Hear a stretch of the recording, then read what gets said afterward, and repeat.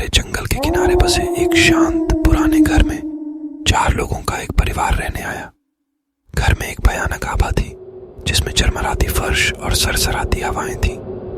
एक रात देर रात सबसे छोटी बच्ची लिली गलियारे में अजीब सी हंसी गूंजती हुई सुनकर उठी। वह सावधानी से अपने कमरे से बाहर निकली और पुराने जमाने की पोशाक में एक अलौकिक आकृति को दीवारों में गायब होते देखा।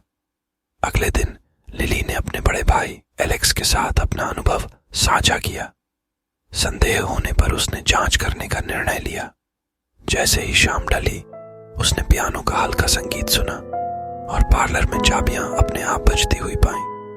उनके माता पिता रेचल और डेविड को भी अजीब घटनाएं नजर आने लगीं। दरवाजे अपने आप खुलते और बंद होते थे और सबसे गर्म दिनों में भी ठंडे स्थान दिखाई देते थे।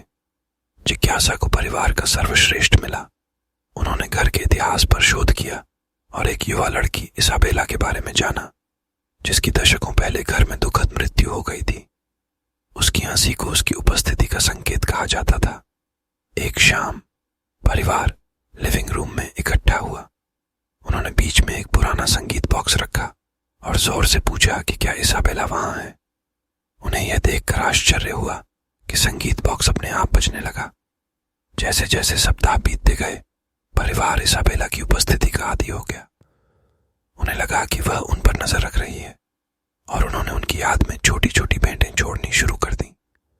एक तूफानी रात में परिवार जाग गया और पाया कि घर एक अलौकिक चमक से जगमगा रहा है।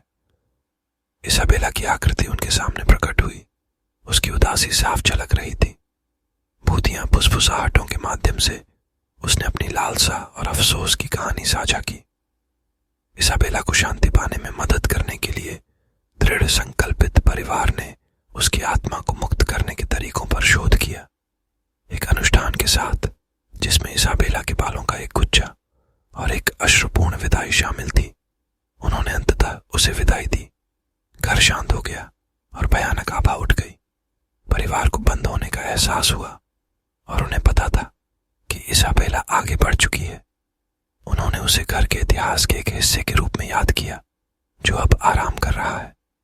वर्षों बाद परिवार आगे बढ़ गया था, लेकिन वे अक्सर इसाबेला के साथ अपनी मुलाकातों को याद करते थे। पुराना घर जो कभी भूतहा था अब उनकी साझा यात्रा और समाधान खोजने की शक्ति का प्रतीक बन गया है।